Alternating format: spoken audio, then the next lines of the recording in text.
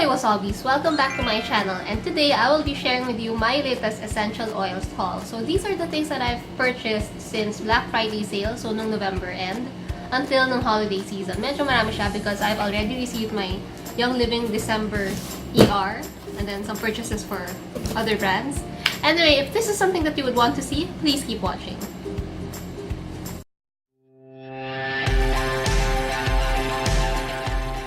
Okay, so why don't we start with my Black Friday purchases?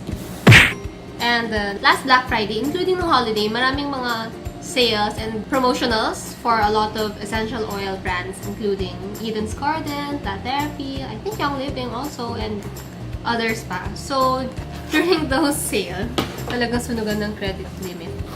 I was able to buy a couple of items from Plant Therapy, and usually, mga cases siya, mga essential oil case like this.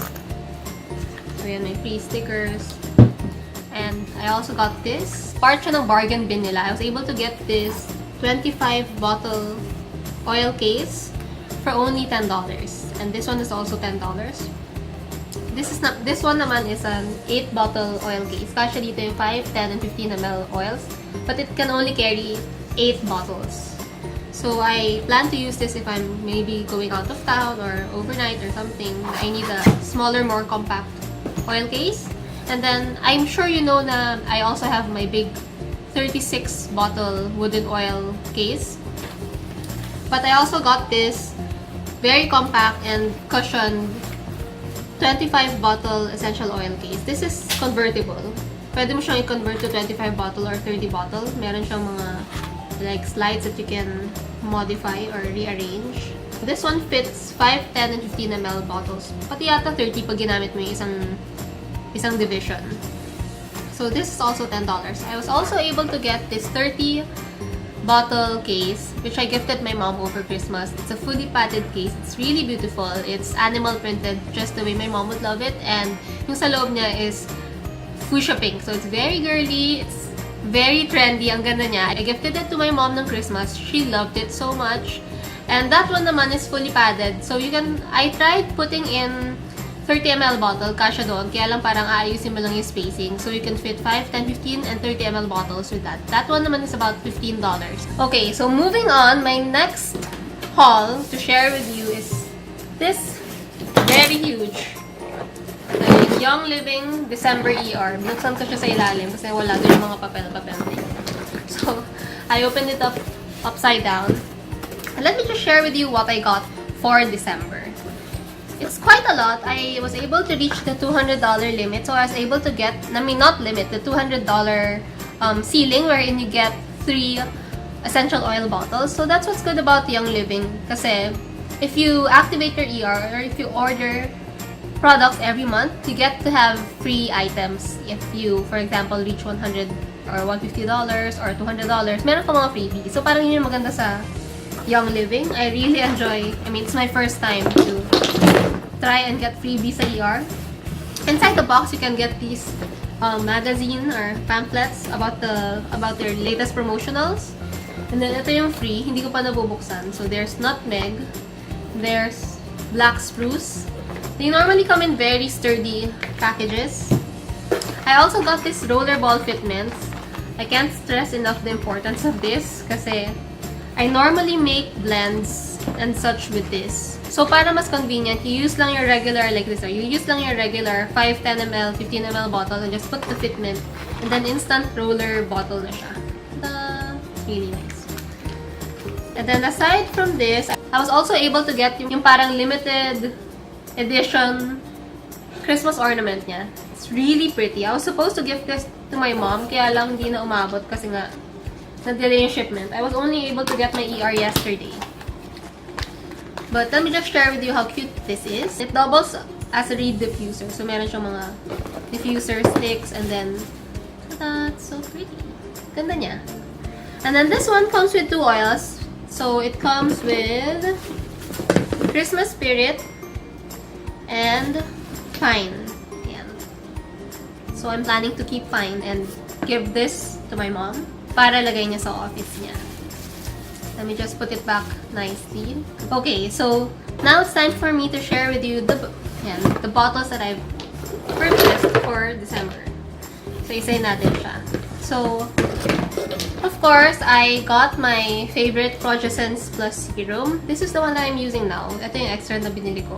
The one I'm using, it actually, I think it would last you more than a month. I've used this since December mid, and yan pa lang yung nabawas sa kanya. I use this once a day. I use Progescence Plus to help manage my PCOS kasi I decided to get off of the pill. Ever since I was diagnosed with PCOS, my OB put me on the pill. So I've been taking the pills for like 3 years na, and I read this article na parang taking pills for a long period of time, especially if you're over 30, can affect your liver, and I don't want that. So I decided to be off the pill. This last pill is like last month, so this month hindi na ako nag-pill. And you know, you also have to be mindful that you have to manage your hormones, especially that I have PCOS. So I decided to use Progescence Plus. If you're gonna ask me how it is, I don't have an answer to that right now kasi I'm fairly new to using it. But I'm looking forward to share with you my experience and the things that I feel from using this. I noticed that the first few days I got off of the pill kasi you normally finish a set of pills before your period. So after your period, you're supposed to take another one. Hindi na ako nag-take.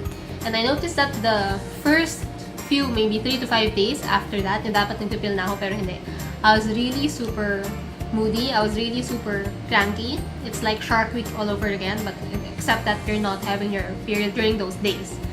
So, nung mga time na yun, wala pa yung Progescence ko. So, I was able to notice na once I started using my Progescence Plus, I'm less cranky and I'm less moody.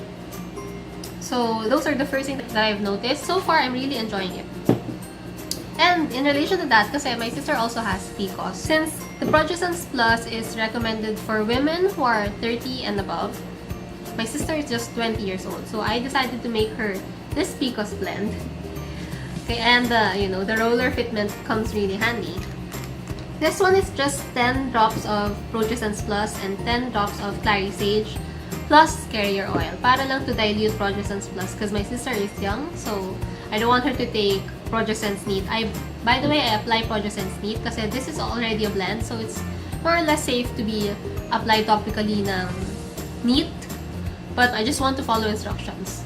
So, for my sister, I diluted it further and added Clary Sage in it to help her manage her PCOS. So, di pa namin alam kung anong mayroon, but I'm excited to share with you if this would be successful in regulating her period. My sister's PCOS case is different from my PCOS case kasi siya yung parang normal PCOS na hairy, thick hair, and all that. But ako hindi. You can see na I don't really have much body hair or facial hair, but I have PCOS, so medyo weird. And siya yung parang regular girls na may PCOS na hindi regular yung period. Her period is like, sometimes meron, sometimes after 6 months wala, and then meron din. Medyo super regular. Mine comes in very regularly and very excessively. So that's what the OB told me na medyo hindi normal. Because I grew up having my period na 10 days and super dami. As in, kung bumili ako ng pads before, it was really horrendous. Parang papakyawin mo na yung pads sa supermarket. And I thought that was normal. Before, I normally have 10 days of like super blood. Not until I had this OB checkup and then she told me that hindi siya normal, it's really quite excessive. And that's when I knew that I had PCOS because she had me tested and true enough, medyo hindi nga normal yung I had many cysts in my ovaries since my diagnosis, and I was able to stay away from soy-derived food. So walang taho, walang yung mga vegetarian soy-derived food. I stayed away from those. And after like 2-3 years after my checkup, my numbers became normal. But that doesn't mean I'm cured because PCOS is something that you manage for the rest of your life. And 1 out of every 4 girls actually has PCOS. So PCOS is something that's very prevalent pero hindi lang alam ng tao. Normally unaware sila. But once they are aware, they should, take steps to be able to manage their PCOS. And as a precautionary step or as a step that I'm taking, I am using this Progescence Plus kasi nga ayoko na mag-pill. Okay, moving on to the next oil. I also got myself some Copaiba kasi I really wanted to try this for my muscle pains. And Copaiba is like, ang effect niya, I heard, is like parang cannabis, pero parang mas hindi regulated to. I just want to try it for my muscle aches and pains and all that. As a freebie, I also got nutmeg and lemon and black spruce. These are my freebies for reaching $200 order. I haven't tried them all. I actually haven't tried all of these oils, just the Progessence Plus. So I also have this RC kasi I normally, you know naman the reason why I got into oils is because of my rhinitis, and I have a lot of, not really a lot, but I have a couple of respiratory issues that I want to deal with. So I got RC. Mas lalo na pag lumalamig yung panahon, you need those things. So I also got Thieves kasi this is one multi-purpose oil, and although I already have my Thieves blend na from another brand, I just want to be able to compare this with the brand that I currently have, because I don't know, that's what makes me so interested about oils and about, the campaigns of these different brands, because I really want to know firsthand kung ano talaga, what's the real deal, if this brand is really, more superior against other brands or parang pareho lang. That's what I'm about to find out. That's why I ordered these oils. Tapos ito, Christmas Spirit and Pine, as I've said, are just gifts from the Christmas ornament that I got. Na dapat pa pang gift ko pero hindi nang mabot. Okay, next up, I'm going to be sharing with you some of the things that I've acquired. Not really because I bought them with my own money. It's because these things are sent to me for free. So ito is a set of Zellaroma oils I got from winning in a contest sa Essential Oils Philippines group. So it's actually a local brand of essential oils company, but they import all their oils abroad. And what's good about this brand is that they willingly share yung tests that para sa essential oils to show that their oils are really pure. So not all brands are willing to share those. In fact, when I asked for the same set of documentations from Plant Guru, one of the essential oils that I've reviewed before, if you haven't seen that video, I will link it up here. So anyway, not all companies are willing to share their report, and what's good about this brand is that they are willing to share it, so it goes to show na their oils are pure kasi wala silang tinatago.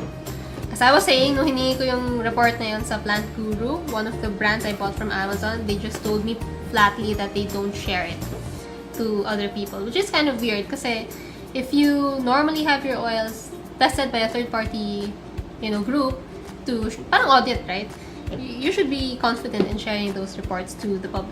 This is my first local brand of essential oils, and what I can say off the bat is that their blends are actually quite more flowery or herbally than my other brands. Kasi, like ito, I was able to compare like lavender of Zellaroma and lavender of Plant Therapy. I really love the smell of Plant Therapy's lavender. I mean, it's my favorite among Eden's Garden and Young Living, but I feel that Young Living is more potent. Parang mas mabilis siyang move. But as regards to smell, I still love Plant Therapy. Kasi this one is a little more parang ma-plant. So, I mean, the smell doesn't really say anything about the quality. You have to know that. The smell would differ maybe because of the sourcing or the processing of these oils.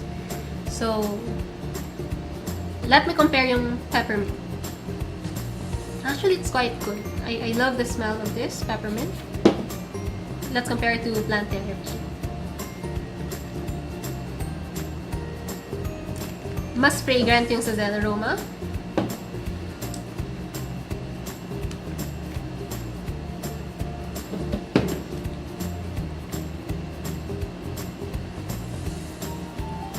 Pero parang may hint of plant pa rin. Parang ganun. That's what I noticed about this brand. Parang siyang may hint of leaf or plant or whatever. Parang ganun.